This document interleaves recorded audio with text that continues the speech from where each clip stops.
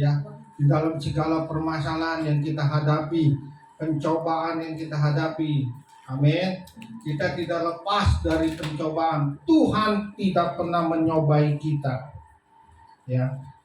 Jangan berkata bahwa Tuhan yang menyobai kita, tapi Tuhan tidak pernah menyobai kita. Amin.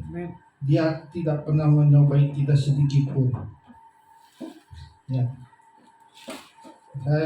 Kita diingatkan oleh firman Tuhan di dalam Yakobus 1 ayat 13 dikatakan, apabila seorang dicobai, janganlah ia berkata pencobaan itu dari Allah, sebab Allah tidak dapat dicobai oleh yang jahat, dan ia sendiri tidak mencobai siapapun. Amin. Jadi pencobaan itu bukan dari Allah. Iblis yang mencobai kita, tapi Allah izinkan pencobaan itu, seperti Ayub, ya. Ayub, di mana iblis datang kepada Tuhan, itu Ayub anakmu yang saleh, ya. Iblis bilang, boleh nggak dicobai? Silakan. Tuhan bilang, tapi asal jangan mengambil nyawanya. Ya, begitu pencobaan yang dialami Ayub luar biasa, ya. Ya, begitu luar biasa sehingga Ayub sampai kehilangan harta, anak, istri, dan segalanya. Tapi di situ Ayub tetap kuat bahwa Allah tidak pernah mencobai kita. Amin. Mari kita, Bapak Ibu yang dikasih oleh Tuhan Yesus, pada bulan ke-6 kita berbicara tentang rumah tangga, ya. Keluarga yang rapuh. Amsal 1 ayat 8. Kita bisa lihat Amsal 1 ayat 8 ada di situ, ya. Amsal 1 ayat 8 dikatakan, hai anakku, dengarlah didikan ayahmu dan janganlah menyia-nyiakan ajaran ibumu. Ini firman Tuhan yang mengajarkan kita, ya. Untuk yang muda, mungkin yang belum nikah, yang masih muda, masih SMP, ya, SMA, ya, yang masih kuliah, dengar firman Tuhan pada pagi hari ini. Mungkin kita yang sudah tua juga kita harus dengar, ya. Kita harus introspeksi diri kepada diri kita sendiri, berbalik kita melihat, ya, apa yang terjadi dalam diri kita, ya.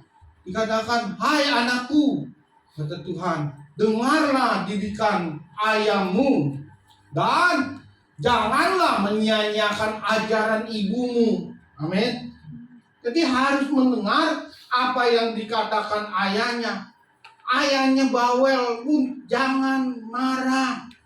Dia mendidik, dia mengajar, dia supaya kita menjadi anak yang baik, anak yang benar sesuai dengan firman Tuhan. Dan janganlah menyia-nyiakan ajaran ibumu, ya. Seringkali kita menyia-nyiakan apa yang orang tua perkatakan. Mak bawel lu, mama. Zaman sekarang nggak begitu, betul nggak, Bapak Ibu yang punya anak? Ya, kalau dulu, kita harus lihat, introspeksi diri, balik melihat ke belakang sedikit, gitu ya. Kalau dulu guru mengajar anak, ya, anak takut sama guru. Tapi sekarang berbalik, guru takut sama anak, ya. Anak dikasih tahu sama orang tua melawan sekarang. Betul nggak Bapak Ibu? Amin. Ya, jadi keluarga yang rapuh terjadi di dalam rumah tangga kita. Apa yang penyebabnya? Apa yang terjadi? Ya, begitu pula terjadi atas gereja Tuhan, rumah Tuhan, di mana kita usaha, di mana kita bekerja. Kalau kita usaha kita yang rapuh, pekerjaan kita rapuh, ya. Mari kita lihat selanjutnya. Jadi, tema keluarga yang rapuh membawa kembali kenangan indah bagi kita. Betul? Indah bagi kita. Suatu kenangan yang indah bagi kita. Ya.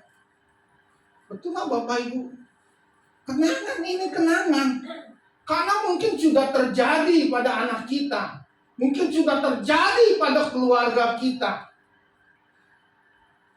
Kalau nasi sudah jadi bubur, apa yang terjadi? Ya paling kasih sambal kacang, kasih cakwe, kasih ayam, kasih kecap asin, kasih kerupuk, baru enak. Nah ini kenangan. Dan membuat kita berpikir tentang semua hal yang diajarkan orang tua kita kepada kita sangat berguna. Semua yang ada di sini pasti mempunyai orang tua, betul? Coba kalau kita mau lihat, kita tanya, yang tua di sini siapa? Tante Mary apa Om Yongki? Om Yongki. Om Yongki dulu punya orang tua ya Om ya? Orang tua ngajar Om ya? Nah, kalau pulang malam pintu dikunci nggak Om? Dikunci. Kalau sekarang, anak sekarang pulang malam mendingan pulang pagi, bapak perlu buka toko, gue masuk pulang. Betul Pak? Nah, ntar si bibi pagi udah bangun, kita masuk. Kalau anak sekarang gitu, kalau orang tua. Tapi coba lihat pendidikan orang tua zaman dulu, ya semua pada bisa masak. Anak-anak sekarang, termasuk Pak Kim yang bisa masak. Kalau saya nggak bisa masak air sama Indomie bisa. Ini pendidikan orang tua. Coba anak sekarang, nah gampang. Pencet apa? Shopee, food, datang, antar, ya kan? GoFood, semuanya gampang. Karena tidak apa? Tadi firman Tuhan apa dikatakan? Hai anakku, dengarlah didikan ayahmu dan janganlah menyanyiakan ajaran ibumu. Tidak memperhatikan. Nah begitu juga kita yang sudah tua, kita tidak melakukan untuk mengajar kepada anak kita. Jangan takut sama anak. Saya nggak bosan-bosan ya kasih tahu anak-anak mau bawel mau apa mau itu juga nggak bosan. Itu kegunaannya untuk anak kita. Amin. Lanjut. Dalam hal kita, jangan mau. Balik lagi, belum habis khotbahnya sebentar. Buru-buru pulang doa, pulang doa sore lagi ya. Dalam kitab Amsal bukan hanya hubungan Allah dengan manusia. Dalam Amsal berkata bukan hanya hubungan Allah dengan manusia, tetapi juga dengan antara manusia dengan manusia. Salah satunya adalah hubungan antara orang tua dengan anak. Bagaimana hubungan kita dengan Allah? Allah yang tidak terlihat. Yang terlihat aja hubungan anak dengan orang tua aja. Anak bisa mengabaikan orang tua. Orang tua juga bisa mengabaikan anak. Mengabaikan cucunya dan segala hal.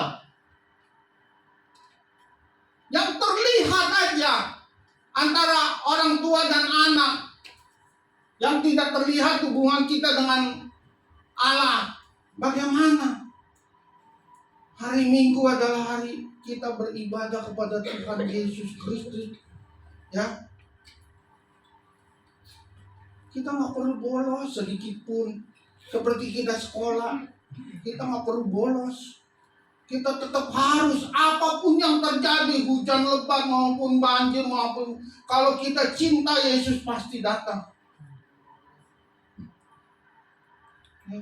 Biar naik angkot, pakin dulu pacaran, Pangkalan 31 tuh, masa pejuang, tetap berjuang.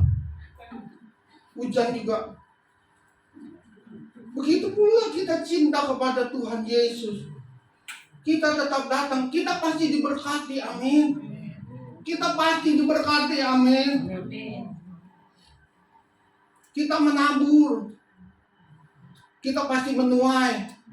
Mungkin belum terlihat sebulan, 2 bulan, 3 bulan, setahun, 2 tahun, tapi nanti lihat anak kita, ya apa yang kita tabur, anak kita menuai, amin. Kita nggak tahu.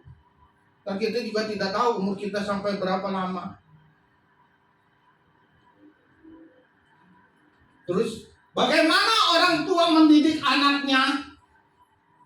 Ditanyakan ini, bagaimana orang tua mendidik anaknya dan seorang anak mendengar perkataan orang tuanya.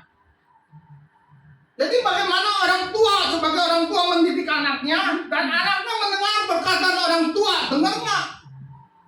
Apa orang tuanya langsung mengambil gagang sapu ceprot? Ada juga sakit hati dengan perkataan, dengan perbuatan. Anak itu mendengar. Kadang-kala udah dengan perkataan juga nggak dengar. Jadi jangan salahkan kalau anaknya terjadi. Ya. Yang kedua yaitu membahas hubungan antara anak dengan orang tua. Antara hubungan anak dengan orang tua dan seorang anak memperhatikan ajaran dari orang tuanya. Bagaimana kita hubungan dengan orang tua kita sebagai anak? Kalau hubungannya baik, harmonis dan segala hal. Pemain musik di tempat ini harmonis. Betul? Nggak ada yang mau main sendiri. Harmonis antara keyboard, gitar, drum, worship leader, singer, ini harmonis sehingga ada pujian penyembahan meninggikan dan memuliakan nama Tuhan. Tuhan hadir di tengah-tengah kita. Amin. Terjadi di rumah tangga kita.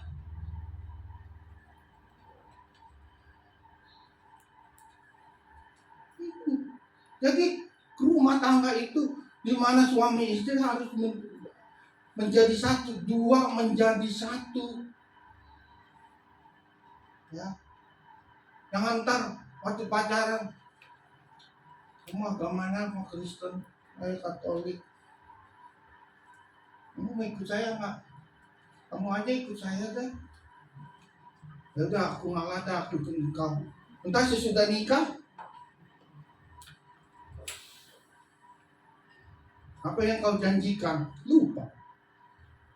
Ya udah, kamu pergi ke sana, saya ke sini. Anaknya kemana? Ada mau ke sana bingung, ke sini bingung. Betul, Bapak Ibu? Lanjut. Bisa lanjut ya. Orang tua harus sangat hati-hati dalam menjalani kehidupan sehari-hari. Anak yang hampir setiap saat memperhatikan, merekam tingkah langkah orang tua, bahkan menirunya. Betul Bapak Ibu? Betul nggak?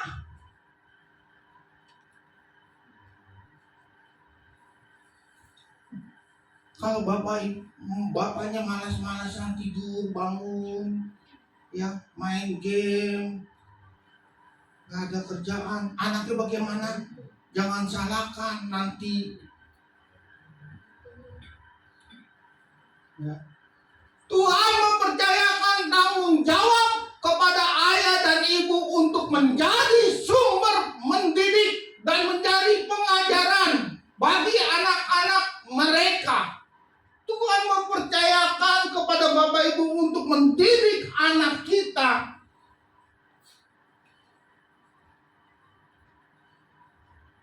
Ketika dilahirkan anak belum memiliki sumber daya yang baik. Ketika dilahirkan 1 tahun, 2 tahun, 3 tahun, 4 tahun, dia belum mendapatkan sumber daya yang baik. Dia masih mengikut apa yang dikatakan orang tua. Jeffel kemarin sama omanya, kalau oma bilang jangan, no. Dia pasti ikut. Apa Jeffel oma bilang kalau jangan, no. Betul Bapak Ibu? Betul nggak?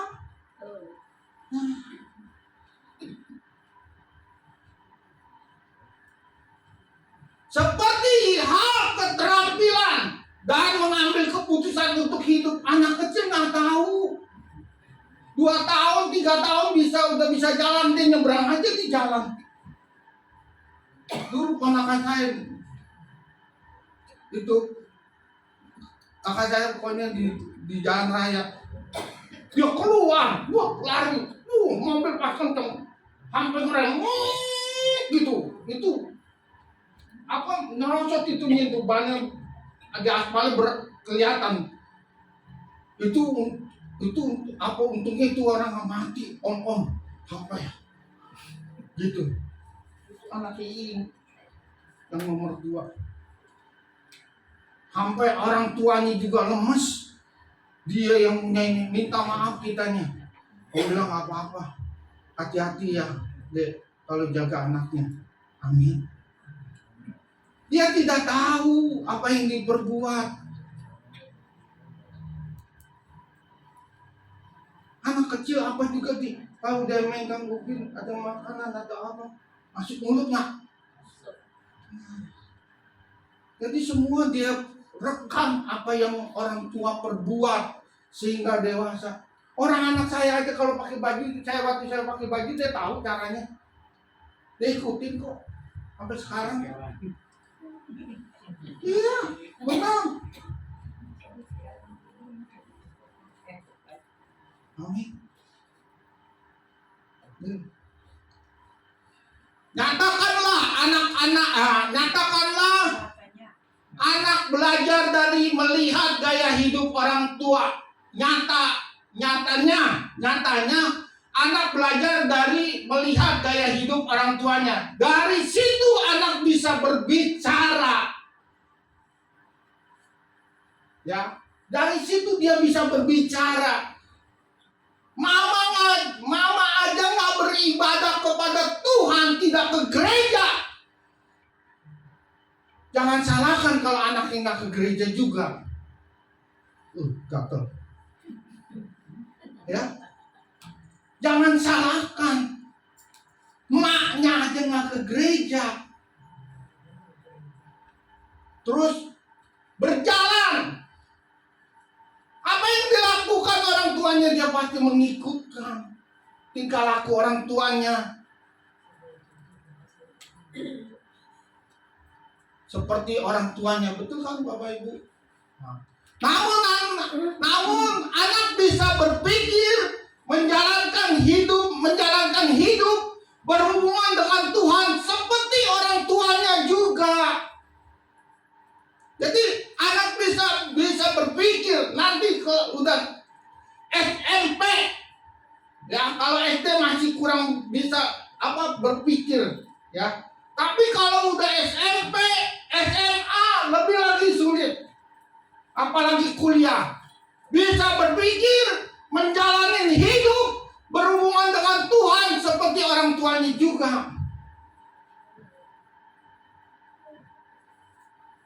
Kalau udah SMP, SMA, apalagi udah kerja, orang tua ngajarin anaknya begini. Zamannya sekarang udah kuno. Mak gaul lah, mak, bapak gaul lah.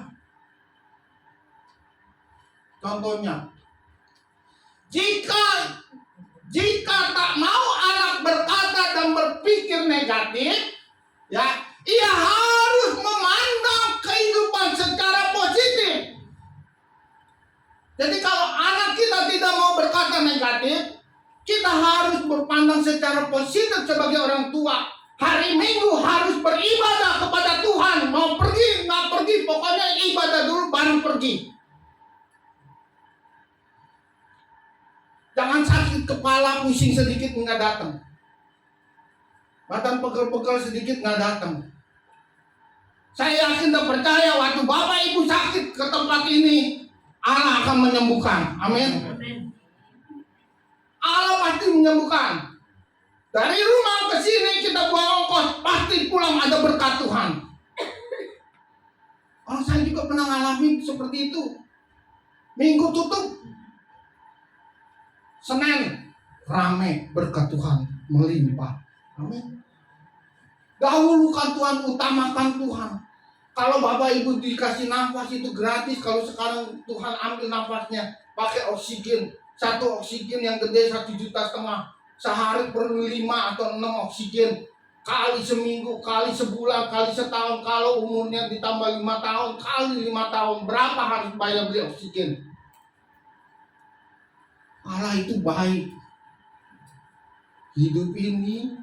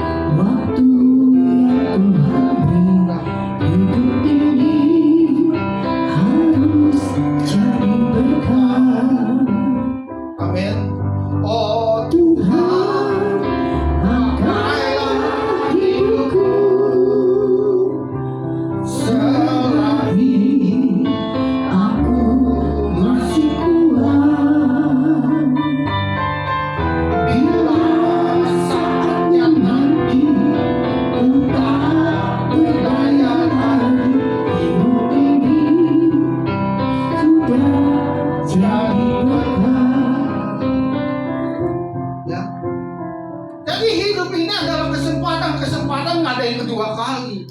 Hari ini Gereja Betel Indonesia Mega Office Bapak Ibu pulang dari tempat ini disediakan makanan di bawah. Apakah besok minggu ada makan lagi?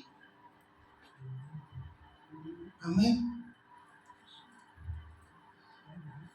Jadi mari, kesempatan itu nggak ada 2 kali. Jadi berpikir negatif, maka hasilnya negatif.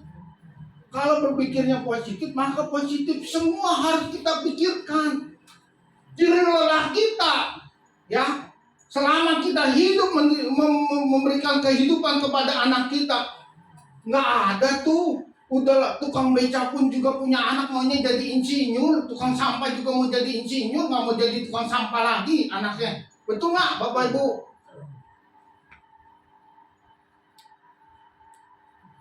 Yang kedua, jika tak mau anaknya berjalan menurut akal sendiri, ia harus hidup mengandalkan Tuhan setiap waktu. Jadi dengan akal kita, dengan kondisi saat ini, perekonomian, segala hal yang kita hadapi tidak seperti tahun-tahun yang lalu, kita nggak bisa menggunakan pikiran kita.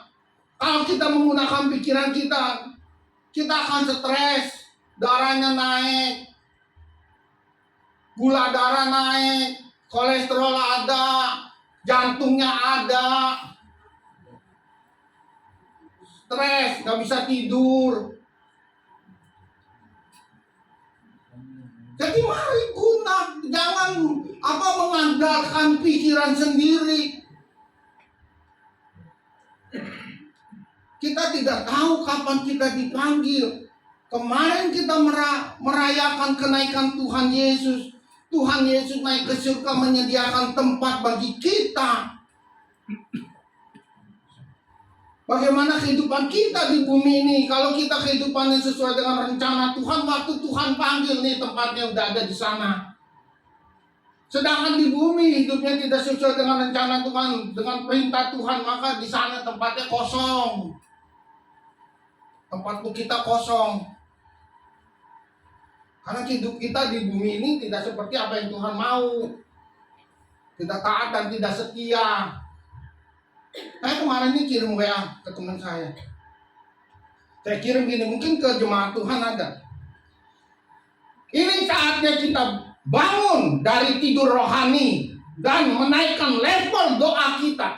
Firman Tuhan di dalam Efesus 5 ayat 14 dikatakan, itulah sebabnya dikatakan, bangunlah hai kamu yang tidur, bangkitlah dari antara orang mati, dan Kristus akan bercahaya atas kamu. Saya kasih lagu, hidup ini adalah kesempatan. Dia jawab, selamat pagi Pak Agus, saya sedang bangun, saya sudah bangun Pak, siap-siap beraktivitas dan lagi mau saat teduh. Ya Pak, terima kasih telah mengingatkan saya. Tetapi yang saya kirim banyak orang tidak menjawab. Tapi kalau jawaban dari yang lain pasti orang jawab. Kalau kerohanian kebanyakan tidak menjawab. Ini menjawab. Tiap hari saya kirim dia selalu respon. Saya bilang kamu mau pindah kerja dimanapun tetap sama aja. Kamu taruh hatimu dengan pikiran positif. Sekarang dia mulai taruh hati dan pikiran yang positif. Dia mulai bekerja. Tadinya rasanya berat, pindah sana, pindah sini. Boleh punya titel insinyur segala, boleh. Jangan mengandalkan sendiri. Sejak saya kasih beberapa firman, dia mulai menetap. Sekarang dia diangkat. Amin. Punya jabatan. Haleluya. Jadi andalkan Tuhan di dalam rumah tangga, di dalam segala hal. Lanjut. Bisa.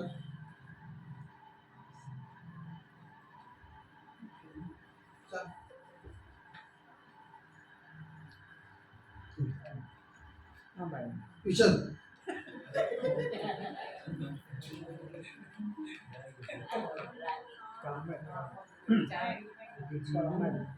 Itu Pak Sardi. Ada yang bisa bantu nggak?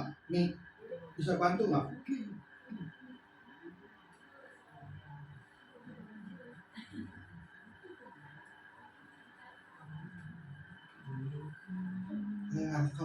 Oh, ya. Ini ya, ya, oke. Dikatakan seperti ini, peribahasa. Buah jatuh tidak jauh dari pohonnya. Artinya, sifat anak cenderung mirip dengan sifat orang tuanya. Hal ini sering digunakan untuk menggambarkan kesamaan perilaku, sikap, dan pola antara orang tua dan anak mereka. Jadi makanya kalau kita lihat anaknya seperti ini, orang tuanya bagaimana? Ya seperti ini. Jangan salahkan. Jadi kita harus respon. Mengapa rumah tangga rapuh? Kita harus respon. Kitanya harus respon. Apa yang saya perbuat itulah yang terjadi. Kalau kaburlah dengan positif, maka hasilnya baik. Nggak ada Bapak Ibu di tempat ini mau nanam cabai bibitnya yang jelek, nggak ada. Ya. Keluarga yang rapuh menjadi penilaian seseorang. Ya, keluarga yang rapuh itu menjadi penilaian dilihat sama orang lain. Yang pertama yaitu mengacu bibit, mengacu pada latar belakang keluarga atau keturunan. Ini jadi keluarga yang rapuh dilihat oleh orang, ya, dari mana, ya, dari pengacuan latar belakang keluarganya atau keturunannya, merujuk pada garis keturunan atau latar belakang keluarga calon pasangan. Dianggap penting untuk melihat bagaimana seseorang mendidik dan didasarkan pada nilai-nilai keluarga mereka. Waktu orang menikah, pasti misalnya mau menikah sama calonnya, pasti saya juga ditanya, bagaimana calonmu? Ya, betul, keturunannya. Betul nggak Bapak Ibu? Semua orang nggak ada yang sempurna. Kalau mau sempurna nggak ada yang nikah. Maunya begini, bisa masak, ya, bisa cari duit, ulat dan segala hal, nggak ada. Keturunannya, dilihat keturunannya bagaimana, berantakan nggak rumah tangga, keturunannya apa, calon pasangannya. Betul nggak Bapak Ibu? Betul nggak? Betul. Jangan malu-malu. Kita lihat rumah tangga rapuh nggak rumah tangga kita? Kenapa bisa rapuh? Lihat bibitnya. Kadang-kala kalau anak udah ketemu pasangannya udah, wah cocok nih mah, orangnya begini. Iya cocok. Udah nikah kelihatan hasilnya. Tuh, pilihan lu tuh. Nah, kok gue udah bilang, ke temannya bilang.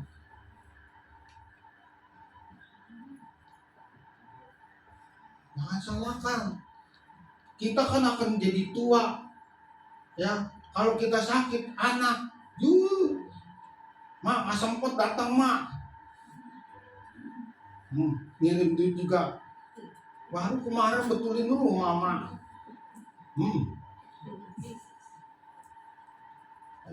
Bibitnya, terus bebeknya berkaitan dengan status ekonomi, tingkat kehidupan, ya, mengacu pada sosial ekonomi atau tingkat ekonomi pasangannya.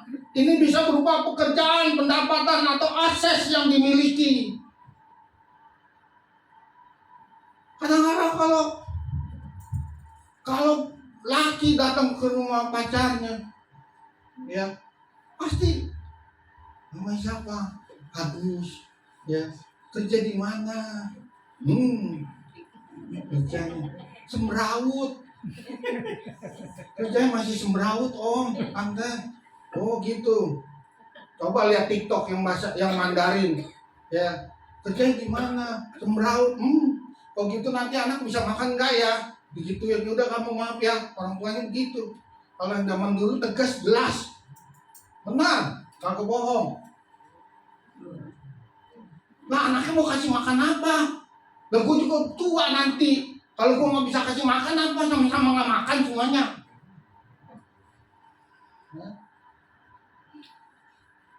Mau dia nganggur di rumah. Itu bibitnya. Nah, bebeknya. Ya. Menyangkut kualitas pribadi seperti pendidikan pribadi dan keberhasilan. Ya, ini berbicara juga karakter. Ya, menjelaskan kualitas diri atau pribadi calonnya, meliputi pendidikan pribadi dan semua aspek kehidupannya, ya, yaitu seperti akhlak, perilaku sehari-hari, karakter, sifatnya. Kan kita juga punya mantu, juga maunya kalau misalkan mantu kita sakit kan, ayo mantu antar ke rumah sakit, ayo antar, ya enggak? Betul nggak Bapak Ibu? Ada anak keluarga, emaknya sakit, naik becak sampai rumah sakit umum Bekasi, sampai sana mati. Mantunya kemana masih? Istrinya kerja. Ini ada. Amin. Jadi jangan berharap kepada manusia, bersandarlah kepada Tuhan dan pengertian Tuhan. Ya, anak sendiri juga kita nggak bisa bersandar. Ya, mereka mempunyai rumah tangga sendiri, ya, punya kesibukan sendiri, ya.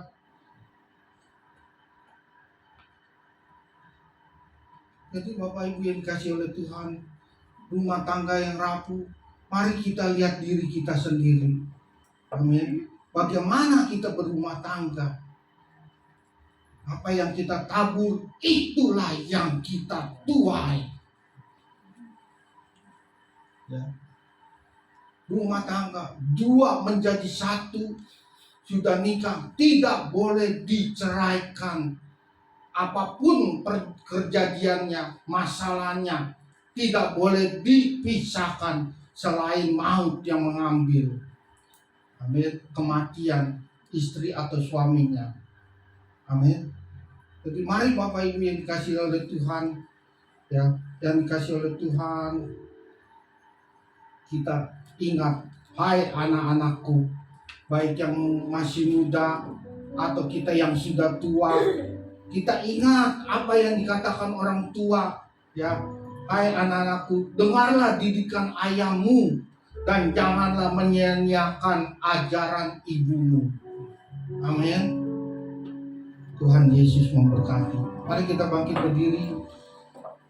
Kita membuka hati kita, menaruh pikiran kita kepada Allah.